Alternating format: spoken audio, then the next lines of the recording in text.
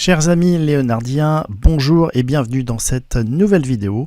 Aujourd'hui, je vais vous faire un petit point sur quelques actions que je surveille, qui sont que j'ai rajoutées dans un portefeuille sur Léonard. Donc c'est le portefeuille numéro 17. Et vous avez les différents portefeuilles par thématique, avec les actions qui sont plutôt destinées à un portfolio, donc avec des ETF qui sont compatibles sur le PEA, un portfolio sur des ETF PEA, les aristocrates de dividendes, les technologiques, les entreprises éthiques. Si vous voulez investir sur des ETF, sur compte titre ordinaire, etc., les GAFAM, où là cette stratégie est vraiment géniale. En fait, le principe étant de prendre celle qui performe le mieux. Donc en ce moment, on est par exemple sur Xiaomi.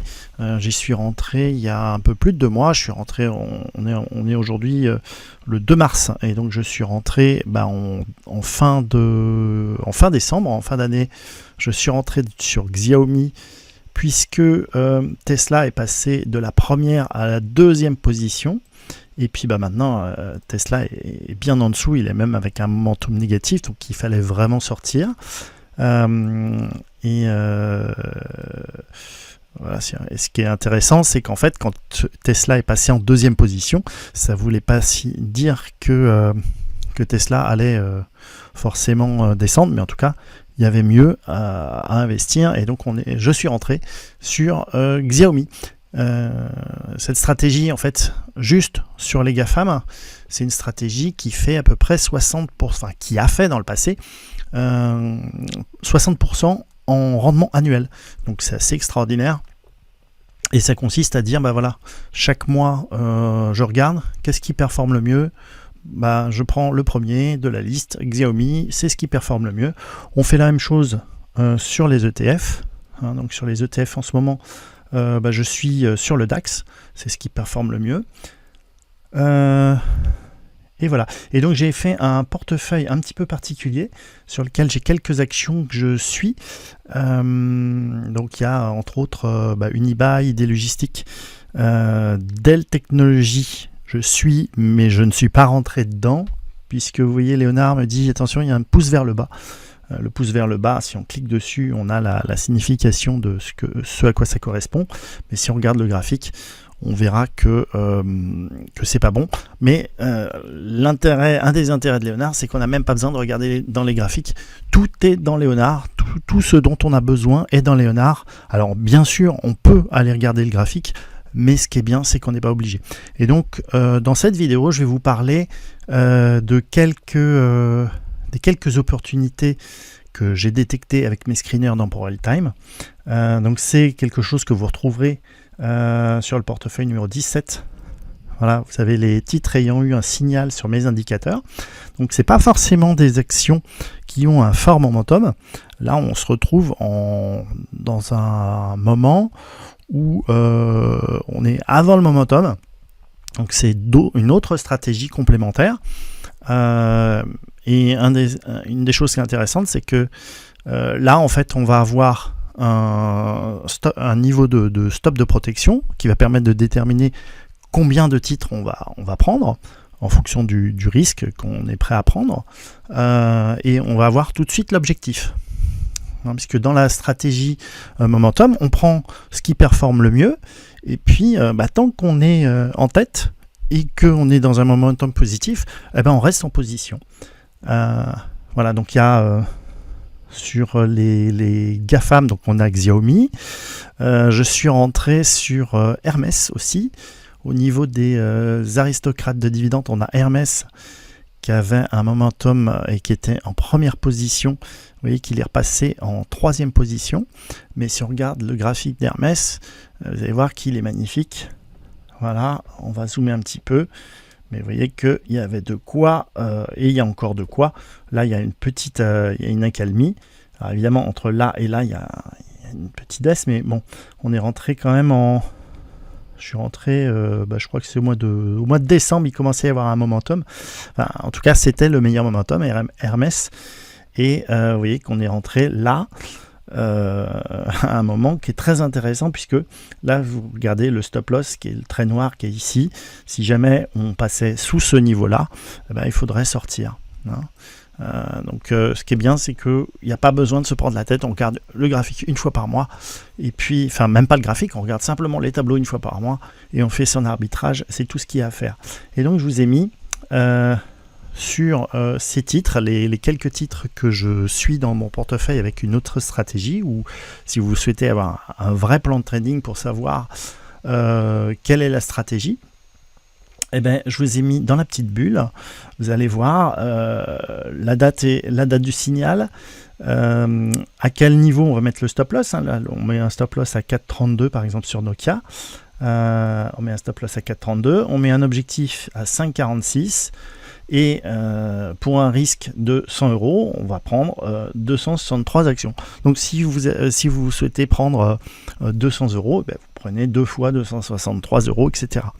Donc dans une prochaine version, on fera en sorte que vous ayez vous renseignerez votre capital, le risque que vous souhaitez prendre, et puis il vous affichera directement la quantité d'actions que vous prendrez pour être conforme à votre risque, hein. L'idée c'est avec cette stratégie, l'idée c'est de risquer 1 pour aller chercher 2,5, ce qui fait que en fait, même si vous avez un taux de réussite inférieur à 50%, vous allez gagner. Imaginez que vous perdiez 2 fois et que vous gagnez seulement 1 fois. Avec cette stratégie, vous allez être rentable. Imaginez donc sur le premier trade, vous perdez 100 €. Le deuxième trade, vous perdez 100 €, donc vous avez perdu 200 €. Et sur le troisième trade, vous gagnez 250. Donc vous avez perdu 200 €, gagné 250 €. Donc vous êtes bénéficiaire en ayant gagné seulement 1 fois sur 3. C'est pour ça que ce ratio de 2,5, il est hyper intéressant. Et là où il est intéressant, c'est que c'est un objectif qui est déterminé par rapport au risque, et qui statistiquement a de fortes chances d'arriver. Et très souvent, en fait, on arrive à ce ratio de 2,5 par rapport à où est placé ce stop. Et ensuite, on a les cours qui reviennent, qui rétrogradent. Alors, ça ne veut pas dire en tout cas, il y a souvent à ce niveau-là, au niveau de l'objectif, il y a souvent un retracement qui suit. Ça ne veut pas dire que c'est la fin du cours, mais en tout cas, voilà. Donc c'est un ratio que j'ai trouvé, que j'ai testé, que j'utilise et qui a fait ses preuves. Voilà. Donc on a Nokia qui est là. On a donc Nokia, si on regarde, voilà, on va regarder sur le graphique ProRealTime. Voilà, on voit ici le graphique en hebdo sur Nokia. Donc là, cette semaine, on a eu cette semaine deux semaines consécutives de baisse. Voilà, par contre, le stop, il est ici, hein, vous voyez, le stop, c'est le trait noir qui est ici. Sur un horizon journalier, on a un stop éventuellement qui est un petit peu plus haut. Donc vous voyez qu'on a un objectif ici à 5,46, un stop à 4,32. On peut remonter ici le stop à 4,40 éventuellement. Donc ça dépend si vous êtes sur un horizon plutôt journalier ou plutôt hebdomadaire. Voilà, le signal il est journalier, donc potentiellement le stop on le met là, et éventuellement on le remonte pour réduire encore le risque. Vous voyez que la tendance ici elle est bien verte, ici aussi elle est bien verte. Alors évidemment l'indicateur Web Confiance nous indique qu'on commence à être un petit peu rouge, mais on est haussier, on est dans une tendance haussière. Ici on a une baisse, une petite baisse en fait, avec une grande mèche, mais on voit qu'il y a des volumes importants, ce qui veut dire que on est probablement sur un niveau de prix, c'est-à-dire que puisqu'on a beaucoup de volume, le prix est descendu, et là il y a beaucoup d'acheteurs qui se sont réveillés. Et donc voilà, je suis confiant sur Nokia en tout cas. Voilà, on est sur un risque là de 1 pour 2 sur cette stratégie. Voilà, donc c'est pour ça que je suis rentré sur Nokia. Alors une autre action sur laquelle je suis rentré, c'est ID Logistique. Voilà, alors idée logistique, j'y suis rentré. On va regarder sur le graphique en hebdo. Alors là, ici, on est sur le graphique journalier. On est passé d'une tendance baissière à une tendance haussière. À ce moment-là, on a un signal ici qui nous dit qu'on a un changement de tendance. Donc là, on avait un point d'entrée à 387 pour aller chercher les 435. Voilà, avec un risque en mettant son stop à 362. Si jamais ça descend sous ce niveau-là, bah, on sort de position. Donc là, on pouvait rentrer à ce niveau de prix-là. Et vous voyez que le stop, il est ici. Donc on peut protéger sa position pour ceux qui sont rentrés à ce niveau-là. Et on a toujours l'objectif à 435, voire plus. Mais là où c'est intéressant, c'est qu'en hebdomadaire, vous voyez qu'on a deux signaux. Alors on a le premier signal, hop, qui est un signal de changement de tendance. Vous voyez qu'on est passé d'une tendance baissière à une tendance haussière. On a le petit voyant vert qui est ici. Donc là, bah, on peut rentrer sur ce niveau de prix-là. Donc là, en hebdomadaire, c'est très sympa. Et on a un premier objectif à 537. Voilà. Donc pour un risque de 1 pour 2. Voilà. Et puis, on a un autre signal ensuite. Voilà. Donc je vais enlever ce signal-là et je vais faire celui-là qui est arrivé un petit peu après. Donc ça, c'est un signal guépard. Et le signal guépard, voilà, il nous propose de rentrer sur une plage de prix entre 436 et 451.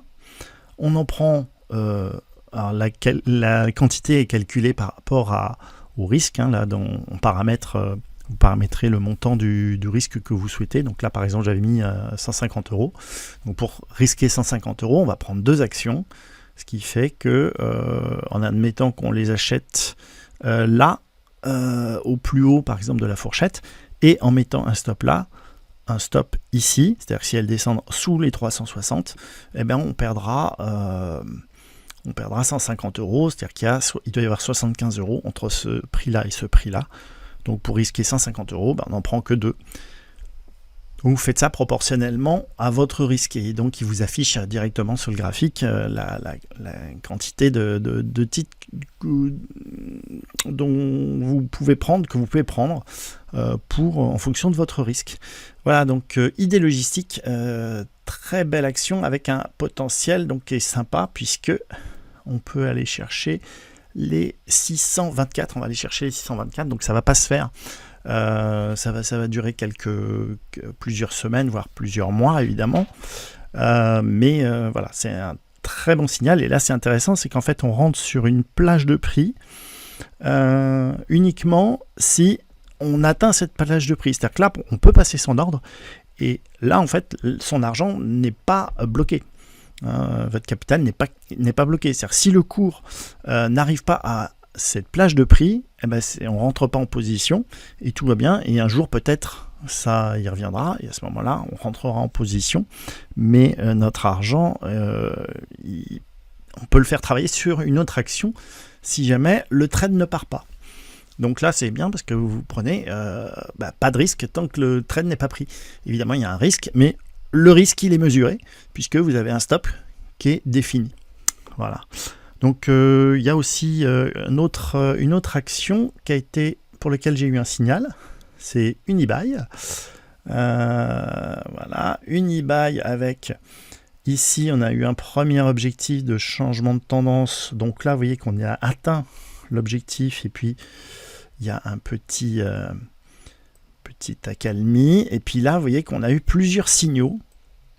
Voilà, alors je vais écarter parce c'est assez rare qu'il y ait autant de signaux qui se suivent. Mais vous voyez qu'il y a eu un premier signal ici sur cette plage de prix. Donc là, on est rentré en position, on a pu rentrer en position. Et sur cet objectif de prix, alors je vais écarter, voilà, parce que normalement les prix ne sont pas aussi proches. Hein, voilà. Voilà. Et donc en fonction du signal, ici, on pouvait en prendre entre 81 et 83, 80,66 jusqu'à 83,67. On plaçait un ordre à plage de déclenchement en mettant un stop à 69, on en prenait 11, et on avait un objectif de cours à 110. Voilà, donc hop, si je prends ici, 110, on est là-haut, voilà. Et puis il vous le met ici, l'objectif en fonction du signal, il vous le met ici sur le trait. Donc tout ça, bien sûr, vous pourrez paramétrer ce que vous affichez ou ce que vous affichez pas. Voilà, donc c'est rarement autant tassé que ça, hein. Généralement on a un signal et puis éventuellement deux, voilà, mais donc ça reste lisible. Et puis c'est un peu pour ça que j'ai fait, c'est une des raisons qui fait que j'ai mis Léonard, pour que vous n'ayez pas à vous prendre la tête à savoir à faire tourner les screeners et à savoir à quel prix acheter. C'est marqué directement. Il y a d'autres actions. Il y a AXA par exemple. Voilà, donc si on regarde AXA, on a deux signaux guépard. Donc il y en a un qui nous dit de l'acheter entre jusqu'à 38,45, enfin de 37,49 à 38,45, et un autre signal, le deuxième signal, vous voyez, de 37,79 jusqu'à 38,83, avec un stop loss. Dans les deux cas, le stop loss il est au même niveau, il est à 33,01. Voilà, et puis dans un cas, on va en prendre 28. Dans le premier signal, on en prend 28. Dans le deuxième, on en prend 26, puisqu'on a un prix qui est un petit peu plus cher, donc on en prend moins. Voilà, et puis le potentiel, il est à 311. Vous voyez qu'il est marqué là. Alors il était à 48,71. L'objectif, il était à 48,71 pour le deuxième signal. Il est à 49,71 pour le deuxième signal. On est sous la barre des 50 €. Les chiffres ronds, c'est quelque chose d'important aussi. Donc c'est important de se dire, voilà, 49, on va être en dessous des 50. Parce qu'il y a plein de gens qui vont passer leur ordre de vente et qui vont dire, tiens, quand ça arrive à 50 €, je vends. Et résultat, le cours, il arrive parfois pas à 50, il va arriver à 49,80 ou 49,70. Et si vous avez passé votre ordre à 50, vous serez peut-être pas exécuté et c'est dommage. Voilà. Donc c'est à prendre en compte. Alors voilà, donc là ça tombe bien parce que il nous propose un objectif à 48,69. Voilà, donc on peut les vendre à 48,69, à 48,60. Hein, on est sur des actions à ce prix-là. On n'est pas obligé de respecter pile poil au centime près. Hein, on peut arrondir en dessous pour être sûr de les vendre. Voilà, donc on a AXA, et puis on va regarder le graphique aussi de deux petites pépites que j'ai repérées. Une qui s'appelle Imerys, qui n'a pas un momentum de fou, mais sur lesquels je suis rentré. Je suis rentré parce que ça fait un petit moment que je la surveille. Donc vous voyez ici, on a des volumes qui sont vraiment importants. C'est une action qui revient de loin. Alors attention, c'est volatile, hein. Mais vous voyez qu'il y a, si on regarde, si on prend un peu de recul ici, là il y a des signaux filets qui n'ont pas été pris, hein. Voilà, il y avait ça comme objectif. Donc maintenant on a des objectifs à 94, sachant que là les cours actuels ils sont à 31. Donc là il y a potentiellement un x3 à aller chercher. Alors le x3 à aller chercher, avant il passera certainement par des phases intermédiaires. Vous voyez qu'il y a ici des niveaux de prix qui sont largement plus atteignables. Il y a 46, donc ça fera du x1,5, ça fera 50%. Il y a 50% à aller chercher tranquillement. Alors en hebdomadaire, on n'est pas encore en tendance haussière. Sur l'horizon hebdomadaire, on n'est pas encore en tendance haussière. Par contre, vous voyez qu'il y a le web confiance qui, lui, est vert, ce qui est de bon augure. On voit qu'on est en tendance haussière sur l'horizon journalier. Donc on peut aller prendre une position aujourd'hui en visant les 35-38 comme objectif. Et si on regarde sur l'horizon hebdomadaire, vous voyez que là on était allé jusqu'au 37 et quelques. Donc c'est un objectif 35-38 qui paraît tout à fait réaliste. Donc vous voyez qu'ici il y a le niveau de stop qui est là. Vous pouvez vous baser dessus pour rentrer en position sur Imerys. Le ticker c'est NK si vous le cherchez. Et puis la dernière qui est pas mal, c'est Hydrogène de France, où là aussi il y a un potentiel de malade mental. Voilà, mais elle est plus intéressante. Vous voyez, là on était à 32 et là on est à 6. Donc il y a un bon x6 à aller chercher, ou un petit x6 comme vous voulez. Là vous voyez que c'est intéressant, c'est que là on a des volumes. Voilà, on a des gros volumes. Et ici, en plus, on a une petite bougie baissière avec des gros volumes qui conforte l'idée que cette bougie, avec des forts volumes, elle est verte et elle se justifie. Puisque là, on a eu effectivement beaucoup de volumes qui sont allés chercher à ces prix-là, puis qui sont redescendus, et puis il y a eu à nouveau une poussée. Et puis là, voilà, ça se bastonne un petit peu. Là, il y a moins de volume. Mais là, ce qui me plaît dans cette action Hydrogène de France, outre le fait que c'est de l'hydrogène et que donc il va peut-être falloir trouver une solution autre que les véhicules électriques, parce que nos chers amis européens, ils vont peut-être se rendre compte que l'électrique, c'est peut-être pas viable et qu'on va avoir des problèmes, surtout avec nos amis chinois qui veulent pas partager, qui veulent pas trop exporter les terres rares dont on a besoin pour faire les véhicules électriques. Donc l'hydrogène risque fort de décoller, et le jour où ça va décoller, ça sera bien d'être dedans. Là, en ce moment, on a une tendance, on est passé de baissier à haussier sur l'horizon hebdomadaire. Donc là, si on regarde, on a un premier objectif ici à 12,38 pour viser 1 x 2. Donc là, on est sur la zone de prix de changement de tendance. Voilà. Il n'y a pas de signal guépard pour l'instant.